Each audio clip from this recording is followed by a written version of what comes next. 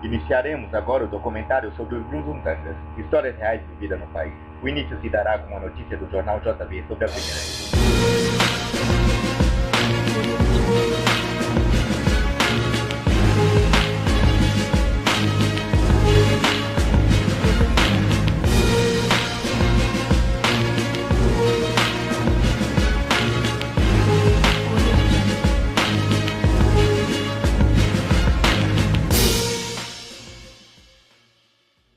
Primeira República, os Brunzuntangas.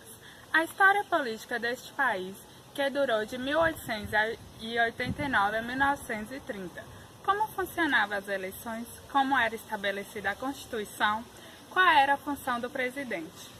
O livro faz uma sátira da situação vivida no Brasil na Primeira República. Lima Barreto, com base na situação do Brasil, é uma obra fictícia, com várias situações do poder, como, por exemplo, o voto do cabresto. Controlam o poder através desse esquema. O voto do cabresto é uma expressão utilizada para a prática eleitoral. O presidente, na Primeira República, além das fraudes, datas eleitorais e na comunicação verificadora do diploma, os votos dos eleitores eram controlados por coronéis através de esquemas e trocas de favores. De certa forma, as práticas pertencem até nos dias de hoje, através de compras de votos. Era um país fictício, onde a nobreza se dividia em duas formas. Uma constituída pelos chamados doutores, aqueles que tinham feito medicina, direito, engenharia e de todos que tinham tal pseudo. A outra era formada por novos ricos que, de forma incomum, adquiriam títulos.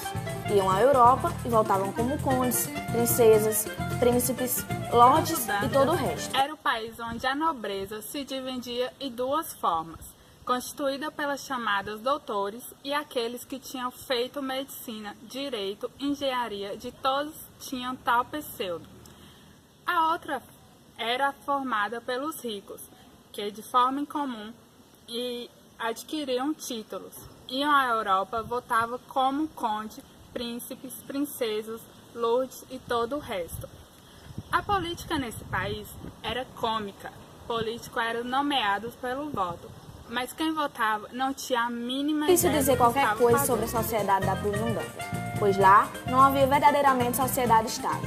O país vivia de expedientes, isto é, de 50 em 50 anos, descobria-se um produto que ficava sendo a sua riqueza.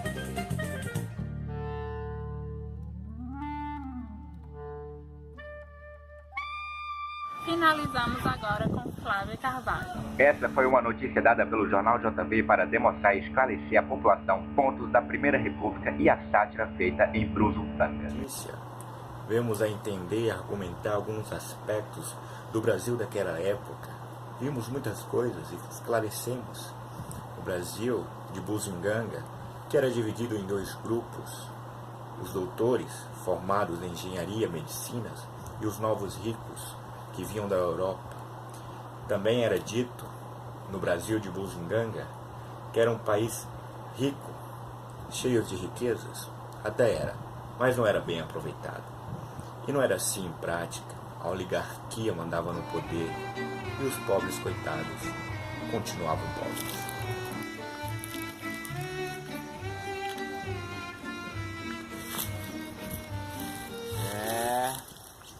A terra desse país aqui é boa, viu? Aqui mesmo que eu vou explorar. Muitas palmeiras, muita riqueza, esse país aqui é farto, viu? Rio, só terra boa. Aqui a boa política vai funcionar, meu.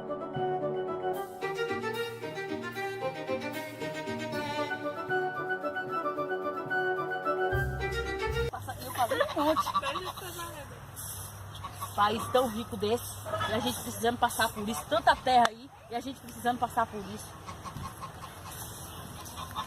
Eles só pensam neles, só neles, e a gente nada.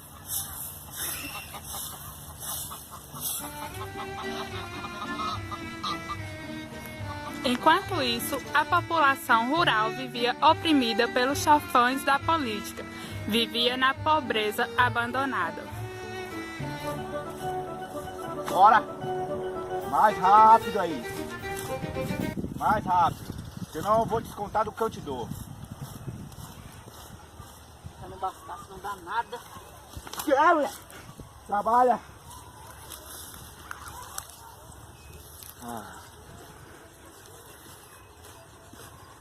Depois dessa pequena ilustração da época, a professora e analista Esmeralda Alves faz uma analogia das riquezas naturais vistas naquele tempo. Boa tarde a todos. Falarei um pouco sobre as riquezas das Bunzungangas.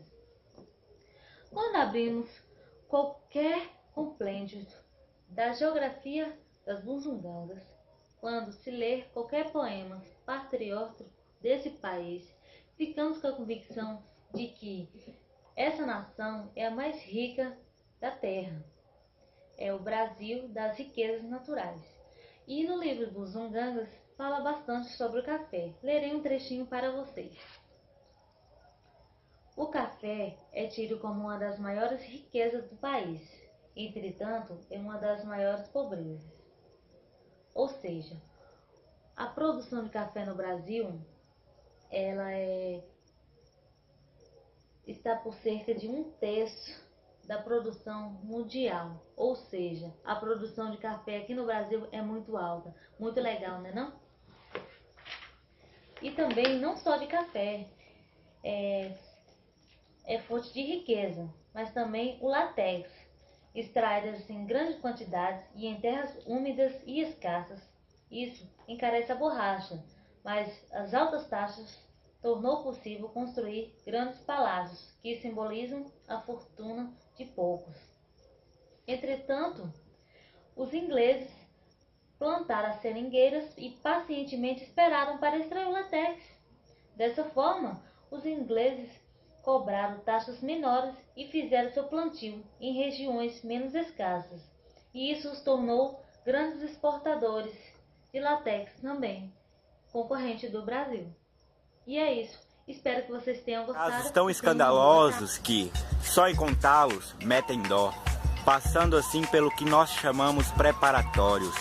E os futuros diretores da República dos Estados Unidos da Bunzunganga acabam os cursos mais ignorantes e presunçosos do que quando para lá entraram. São esses tais que berram. Eu sou formada, você está falando com uma mulher formada. Mas eu também sou muito inteligente, eu sei de muitas coisas. Você é formada por acaso?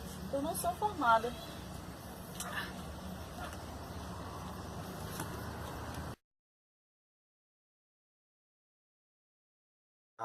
E falado por ele sobre o ensino prático. E até hoje em dia, muitas pessoas nem têm conhecimento sobre o que foi esse ensino prático. Você sabe o que é ensino prático? Não. Nunca ouviu falar, nem nada do tipo? Não, nunca ouvi falar. Tá certo, obrigada. Boa noite.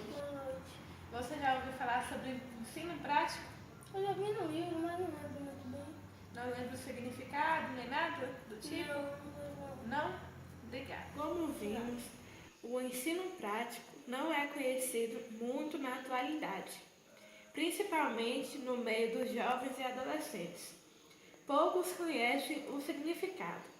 O verdadeiro significado do ensino prático era uma prática de ideal central, onde os jovens eram inscritos em coisas ambulantes, onde eles tinham que apresentar documentos comprovando que sabiam executar esses tipos de movimentos. Então, o ensino prático não era um ensino em escolas. Claro, como é que eu vejo o Brasil nos tempos atuais. Eu falei que é moleza. Hoje em dia, as pessoas até pedem pelo Brasil o que quer. Boa noite, eu me chamo Jéssica, eu sou de Guanambi, Bahia.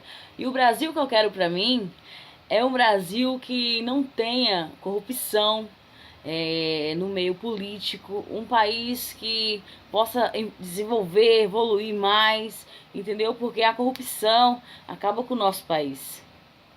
Ô, já chegou o saco de cimento.